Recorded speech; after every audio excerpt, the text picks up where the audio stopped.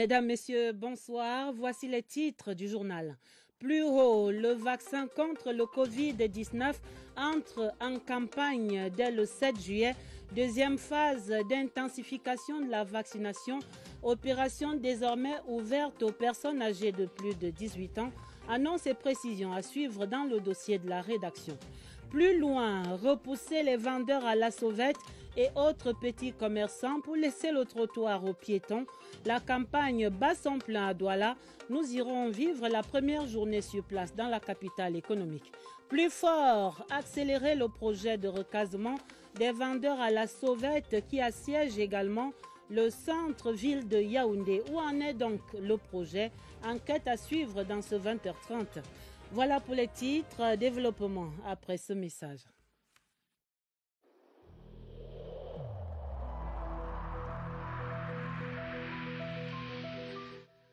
Je vous exhorte de nouveau à porter vos masques, à vous laver régulièrement les mains et à faire appel à un médecin ou à tout autre personnel de santé au cas où des symptômes apparaissent.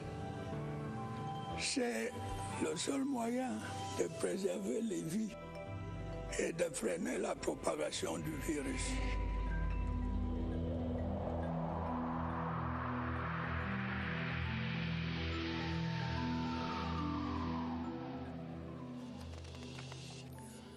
Le système national de santé publique passé au scanner ce mardi à Yaoundé, c'était la première session du comité technique sur le projet de renforcement de la performance des formations sanitaires, le projet qui travaille à améliorer l'offre et l'accès aux soins de santé et également la rationalisation des ressources humaines et financières.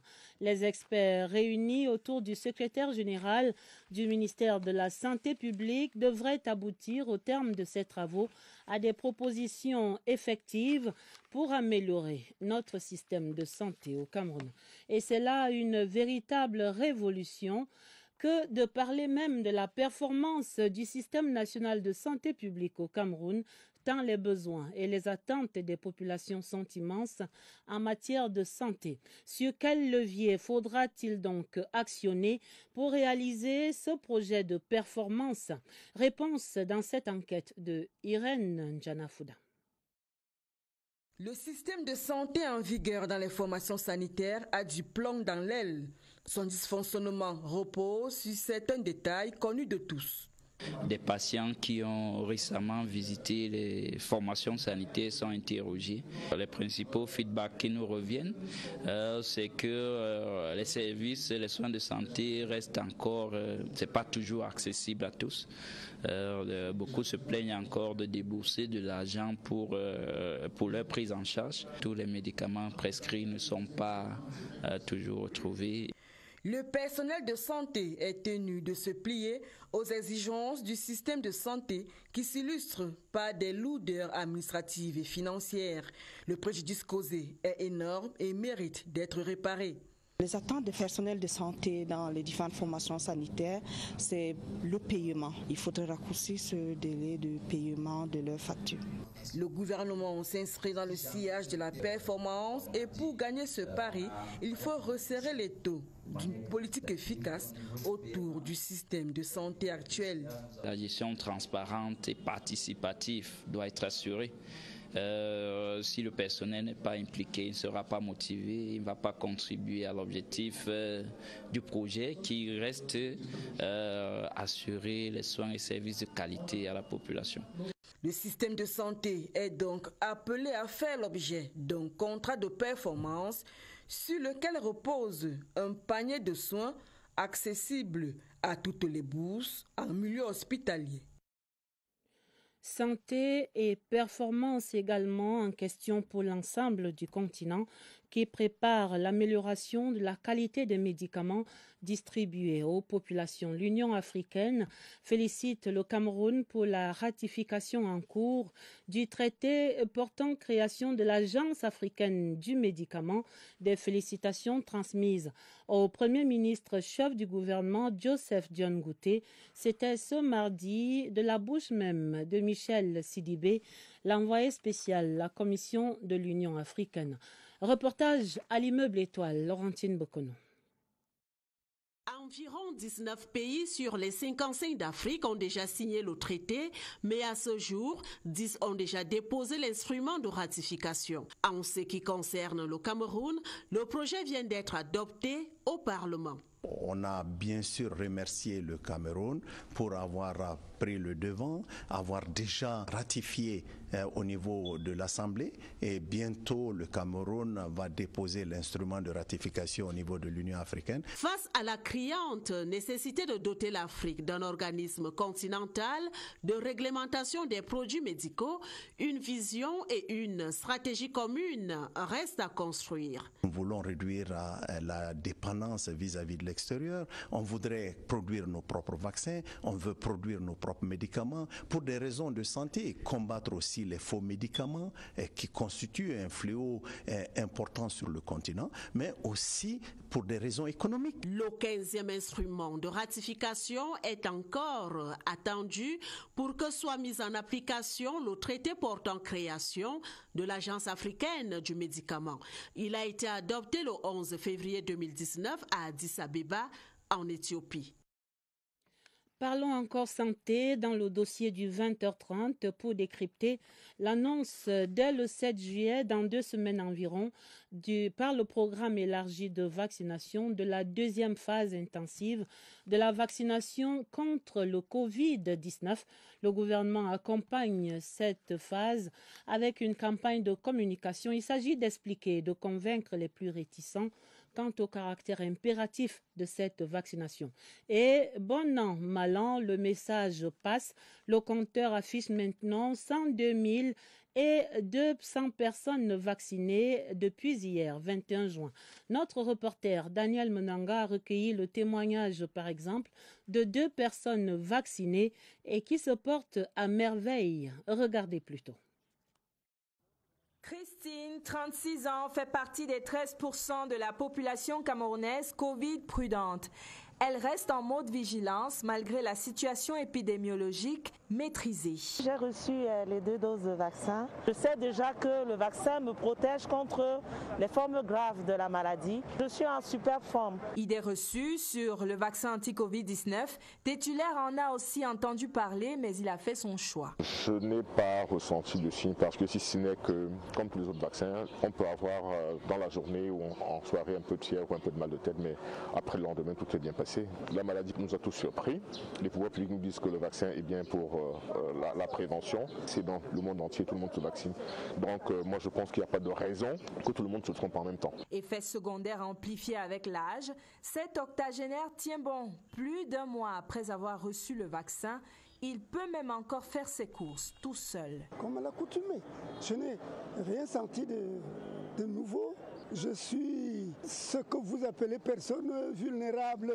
Ça fait déjà combien de temps qu'on parlait de ce Covid-là?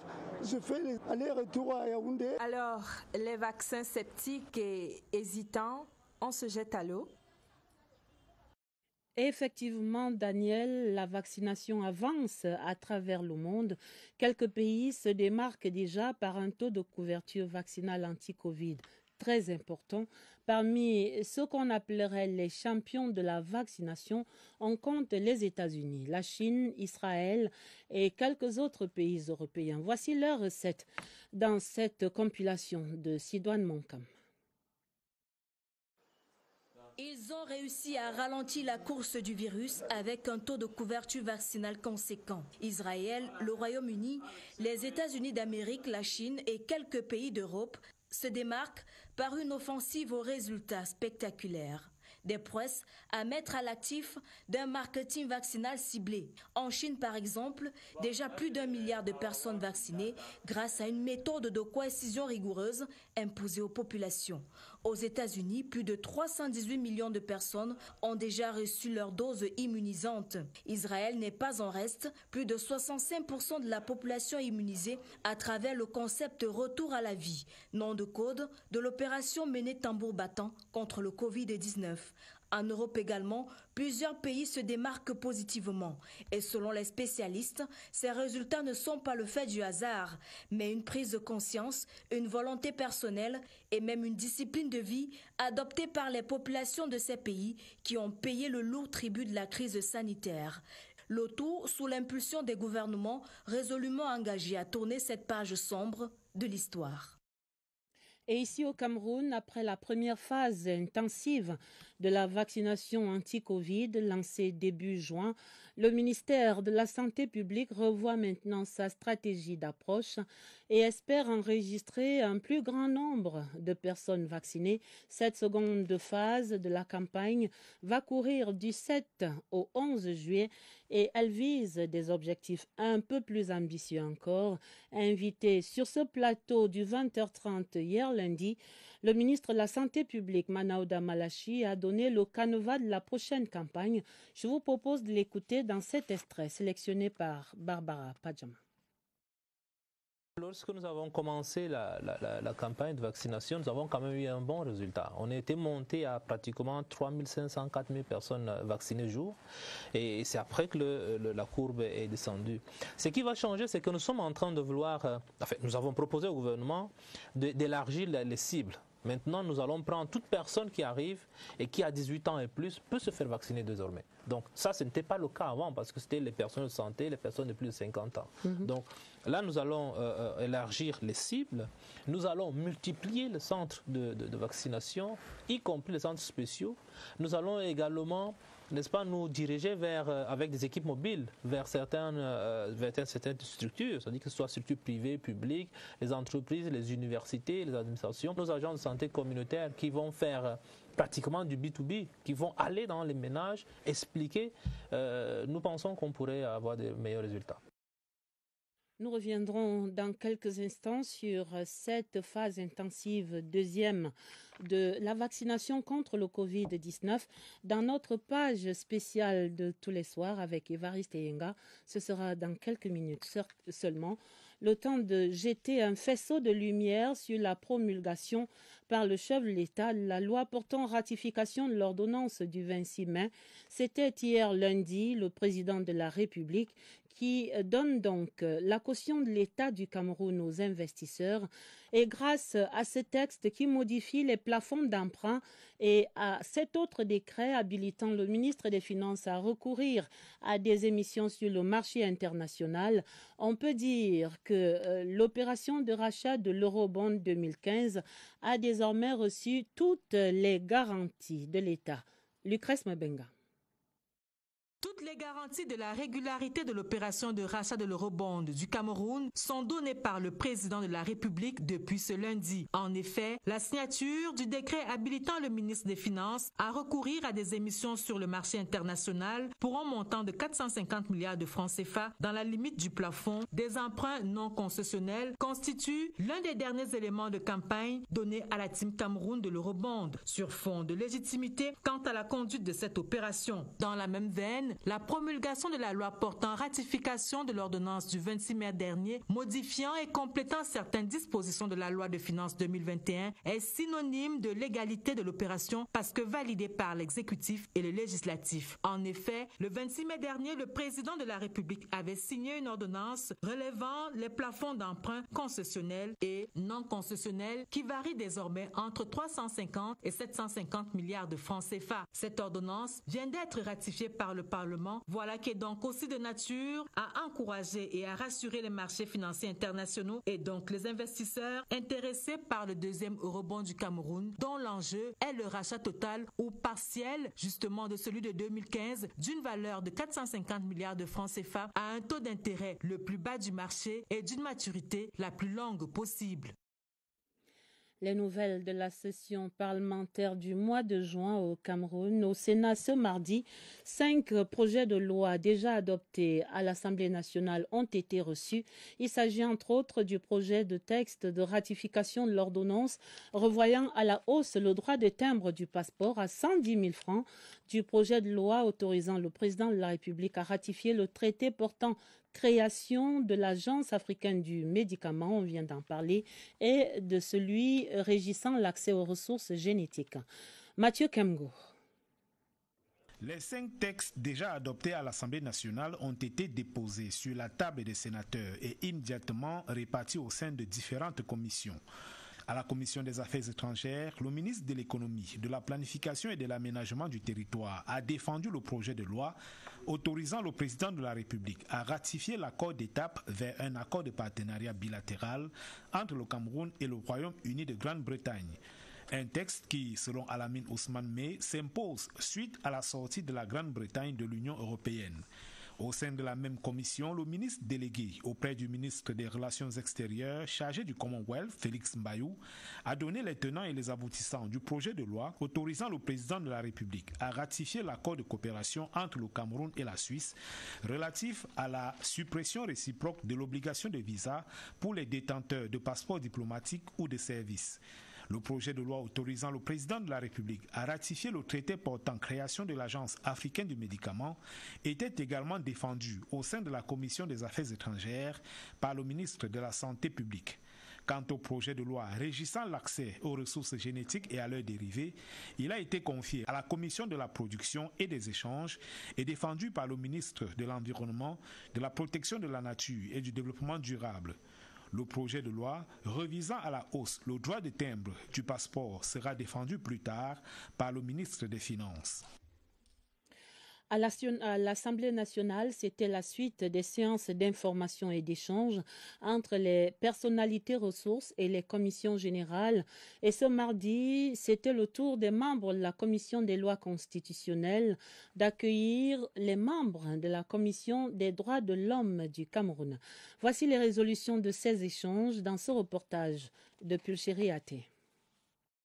C'était un échange riche qui a permis aux membres de la Commission des lois constitutionnelles de l'Assemblée nationale de s'approprier les missions et les mécanismes de fonctionnement de l'institution des droits de l'homme au Cameroun. Pour mieux jouer notre rôle en tant que parlementaire dans la promotion et la protection des droits de l'homme, il était question que nous invitions le président de la dite institution à bien vouloir nous informer sur le fonctionnement de cette importante institution. Le président de la Commission nationale des droits de l'homme et des libertés a passé en revue le dispositif législatif qui encadre les activités de la structure dont il a la charge avant de souligner l'intérêt de la rencontre avec les élus de la nation. Les principes de Belgrade prévoient un cadre de collaboration entre les institutions nationales des droits de l'homme et les parlements. En termes de propositions, la Commission des droits de l'homme plaide pour une meilleure prise en compte des actions de promotion des droits de l'homme par les représentants du peuple qui doivent sensibiliser les populations à la base. La Commission envisage par ailleurs une consolidation des relations entre les deux structures à travers la signature d'un mémorandum d'entente. Il faut consolider et renforcer la paix relative constatée dans la région du Nord-Ouest à travers des opérations spéciales qui seront bientôt lancées dans des localités en proie aux menaces séparatistes. C'est l'annonce du gouverneur Adolphe Lélé-Lafrique ce mardi à Bamenda au cours de la réunion de sécurité consacrée à la restitution des résolutions de la conférence des gouverneurs de la semaine dernière ici à Yaoundé. Synthèse de ces travaux, Laurent Chisokbe à Bamenda. Les résolutions et instructions ramenées au terme de la conférence de gouverneurs tenue à Yaoundé appellent dans un premier temps les forces de défense et de sécurité déployées dans le nord-ouest à renforcer la relative tranquillité qui prévaut dans la région. Instructions fermes ont été données aux forces de sécurité de maintien de l'ordre que j'ai répercuté ce jour afin qu'elles adaptent leur capacité de réaction aux défis de l'heure.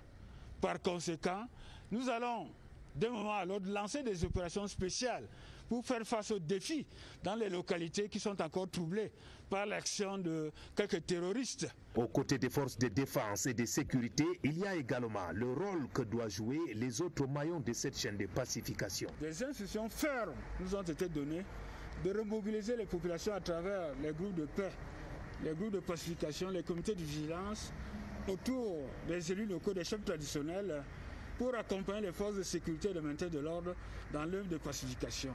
Le nord-ouest, dans le département du Bouy précisément, connaît ces derniers temps des poches de résistance des bandes armées séparatistes.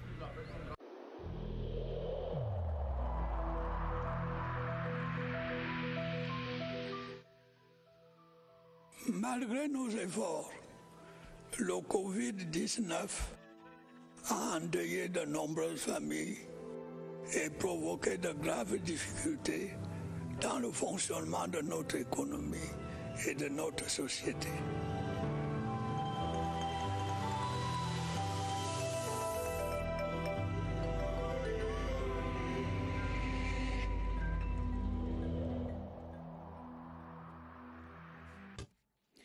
Nous vous l'annoncions un peu plus tôt dans le dossier santé. Le gouvernement va lancer une campagne d'intensification de la vaccination anti-Covid-19 à partir du 7 juillet. Et pour cette phase, le Cameroun va recevoir une livraison de plus de 5 millions de doses du vaccin Johnson & Johnson. Découvrons donc les caractéristiques de cet autre vaccin avec notre reporter Évariste Eyenga et son invité qui nous attendent déjà au centre des opérations des urgences de santé publique au quartier Messa à Yaoundé. Bonsoir Évariste, ce Johnson & Johnson, parlez-en. Bonsoir Adèle, ce sera un vaccin de plus pour renforcer les équipes vaccinales sur le terrain. Jusqu'ici on parlait Sinopharm, on parlait AstraZeneca, il va s'ajouter à ces deux autres vaccins, donc Johnson & Johnson. De quoi s'agit-il? On en parle aujourd'hui avec Simon Atangana, il est chef section logistique au programme élargi de vaccination. Simon, bonsoir. Bonsoir. Et merci d'avoir accepté notre invitation. Le vaccin Johnson & Johnson, quelle est son origine, son efficacité? Le vaccin Johnson & Johnson, c'est un vaccin qui est efficace à près de 90%. C'est un vaccin d'origine américaine, il est fabriqué aux États-Unis d'Amérique par les laboratoires Johnson & Johnson. Là maintenant, le nombre de doses, on sait que pour Sinopharm, c'était 2 doses pour en arriver là. Mais pour le cas de Johnson & Johnson, quelle est sa dose? Quelles quantités ont été commandées et puis les cibles? Ok, c'est un vaccin qui se prend en contact dans une dose.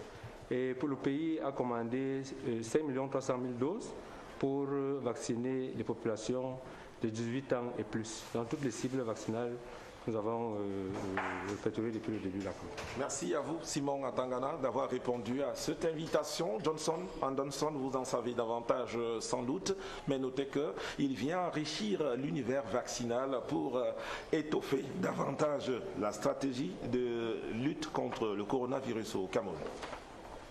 C'est entendu. Évariste, merci à votre invité. La suite, ce mardi à Yaoundé, de l'Assemblée générale annuelle de Shelter Afrique.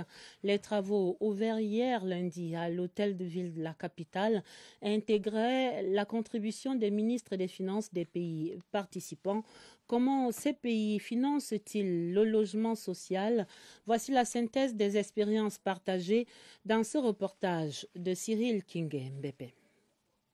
La République démocratique du Congo envisage des solutions africaines. L'argent est difficile, on peut faire autre chose. En proposant qu'éventuellement nous arrivions, à cause du faible revenu du salaire, arriver à un système où, par exemple, nous pouvons envisager le troc. L'Algérie est déjà bien assise et dispose 13% de son budget annuel au logement. Les gens apportent leur terrain quand ils ont une propriété au sol. L'État met à leur disposition une aide frontale de 700 000 dinars à 1 million de dinars. En Namibie, le coût du crédit et les tontines sont la cible. Nous ne pouvons pas faire seuls. C'est pourquoi nous allons vers des communautés, des tontines. Nous sommes membres de Shelter pour des crédits à bas intérêt. La Côte d'Ivoire, un autre engagement. Il appartient aux promoteurs de financer la construction de logements, de gérer le risque commercial, de gérer également le risque technique, quitte à l'État par derrière d'assurer un contrôle. Le continent engagé à résorber la question du financement du logement, Shelter Afrique, l'institution panafricaine, propose pour avancer que les actionnaires paient leurs cotisations, soit 150 milliards de francs CFA d'arriérés. Direction Douala avec cette interpellation. Le trottoir n'est pas un marché, libérez-le. C'est le slogan qui marque le début de la phase répressive dans la campagne que mènent les autorités de la capitale économique contre le désordre urbain. Et ce mardi, les grands carrefours et les galeries marchandes occupées anarchiquement par les commerçants ont été libérés avec le concours des éléments de la police municipale. À la manœuvre, le maire de Douala et le préfet du Vouri. Chose vue et entendue, José Gaëtan Tchanga.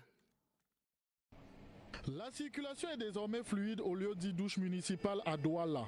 L'axe libéré avait été transformé en marché aux grandes dames des automobilistes et des piétons. L'opération qui entre dans sa phase répressive sera pérenne, assure le préfet du Vouri, Benjamin Boutou. Un commerçant est un commerçant et il doit vendre en boutique. Nous pensons donc qu'il faut libérer ces trottoirs-là. Et les trottoirs sont tout le temps occupés par des commerçants. Nous allons assurer la permanence justement et c'est là notre challenge. Restituer les trottoirs, mais aussi professionnaliser et assainir le secteur des mototaxis, voilà l'objectif visé par la communauté urbaine de Douala.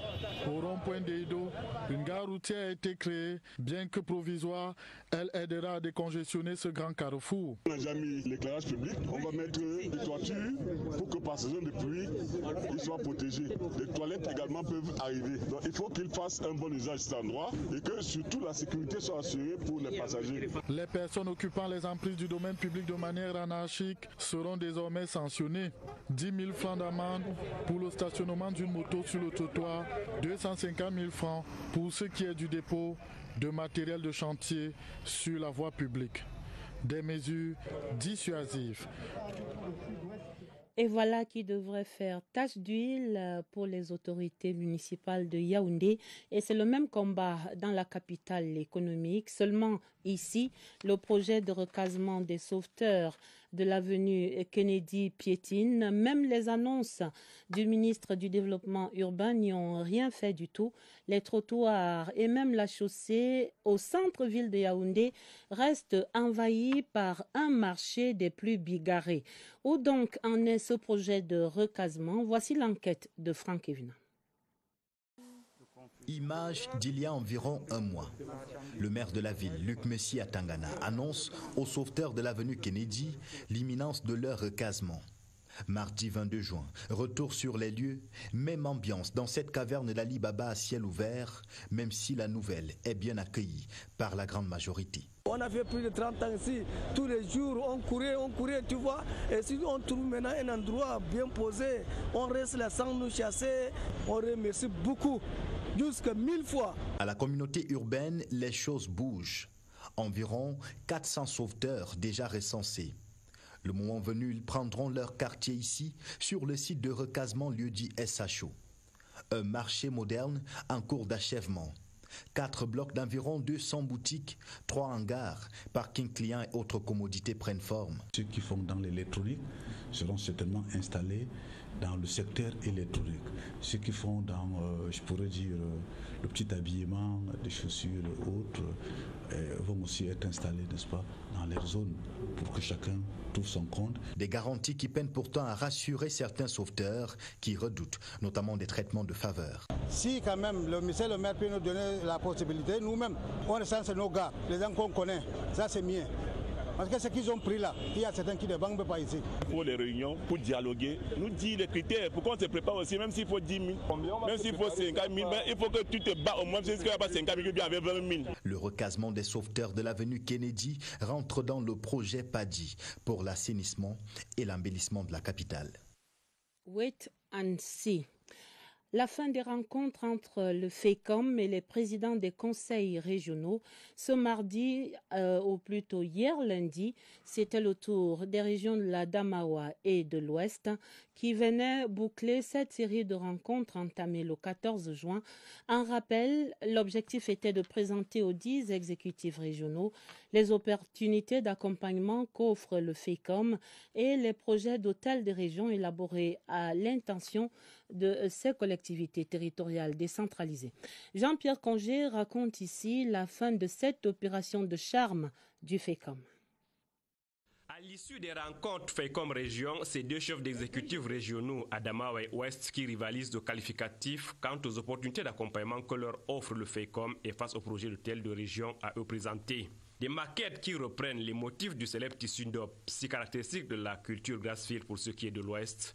Cases rondes à toiture basse et château d'eau inspirent le projet d'édifice destiné à l'Adamawa. Je pars ici très satisfait déjà de la qualité de travail qui a été abattue. Ce splendide projet. Nous remercions le directeur général du FECOM pour ses plans futuristes. Cet émerveillement ne leur fait pas perdre de vue les préoccupations quotidiennes. Santé, éducation pour la région Château d'eau du Cameroun, contraintes foncières pour l'Ouest. L'Adamawa, c'est un désert sanitaire. Notre hôpital régional est nu. Nous n'avons pas d'imagerie, nous n'avons pas de scanner, on n'a rien. Deuxième priorité pour moi, c'est sur le plan de l'éducation. Nous allons appuyer l'éducation des jeunes filles et nous allons appuyer sur la formation professionnelle. Soyez rassurés, leur ont retorqué en cœur les responsables du FECOM et les représentants des diverses administrations impliquées dans le processus de centralisation. Les régions bénéficieront de l'accompagnement nécessaire de l'État et de ses démembrements.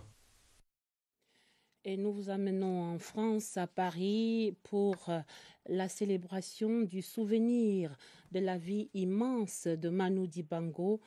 L'immense artiste, l'icône internationale, était célébré dans sa mémoire à Paris à travers des activités commémoratives sous le haut patronage du président de la République, son Excellence Paul Biya. Ces activités organisées depuis la semaine dernière par l'ambassadeur du Cameroun en France prenaient donc fin ce mardi. L'hommage au roi du saxophone a été clôturé par une grande célébration interreligieuse en l'église de la Madeleine dans la capitale française. Voici la correspondance de Laure Tichol à Paris.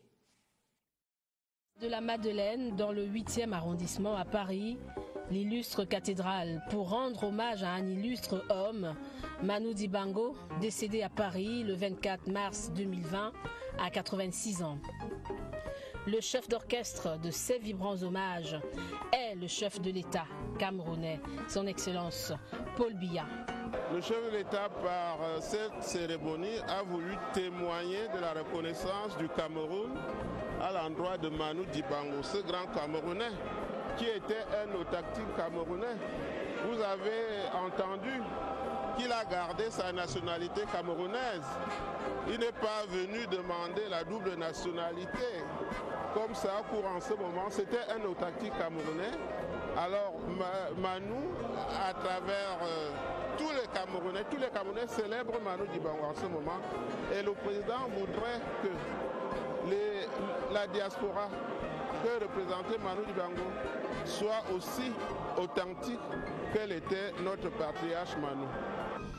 L'homme de culture a vécu pendant 30 ans dans un appartement du 20e arrondissement de Paris avec une vue sur le cimetière Père-Lachaise où il repose désormais, ayant comme voisins Michel Legrand, Sarah Bernard ou alors Simon Signoret.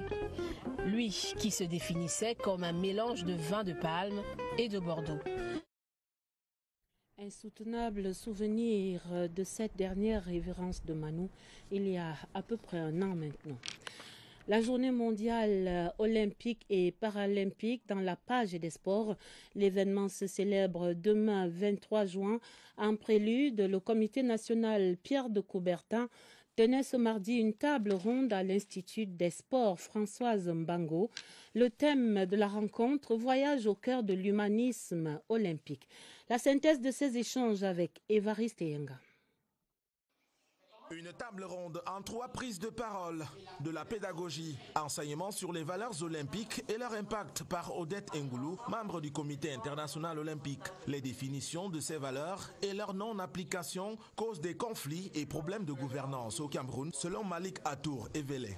Et ça a été l'occasion pour les différents acteurs du mouvement sportif de mesurer jusqu'à quel point est-ce que la crise des valeurs est néfaste, nocive pour la société et que le retour aux valeurs pourrait, n'est-ce pas, être une véritable bouée de sauvetage. À la lumière de son expérience, Françoise Mbango marque la différence entre la réussite et l'excellence en sport. L'excellence est au-dessus, c'est une façon d'aller au-delà de ce qu'on croit et pense être la limite, mais tout en restant dans le respect des règles. Des distinctions décernées par le Comité national Pierre de Coubertin à Françoise Mbango pour sa contribution distinguée à l'olympisme, à Odette Ngoulou, puis Ndje-Eno Ebaye, chef service des sports du poste national CRTV. Clôture ce mercredi par la Coupe Pierre de Coubertin à l'Institut des sports Françoise Mbango. Et vous nous en parlerez, Évariste Yenga, à la fin de ce 20h30. Le journal était préparé avec la collaboration de Barbara Padjama, Augustin Ngononga et Christelle Beina. Un autre journal sera présenté pour vous sur cette antenne à minuit par Sadou Mamoudou et Elvis Teke. Retrouvez sur cette antenne immédiatement après le journal un grand reportage de Séverin Alégambélé, 52 minutes, pour revenir sur la décision du gouvernement qui concède 50% de la production du livre scolaire aux imprimeurs camerounais. Très belle soirée sur toutes nos antennes et à demain, 20h30.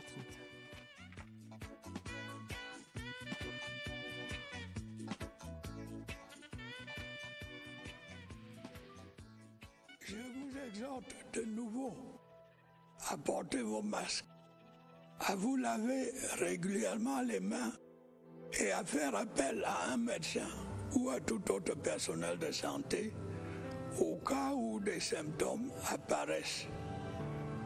C'est le seul moyen de préserver les vies et de freiner la propagation du virus.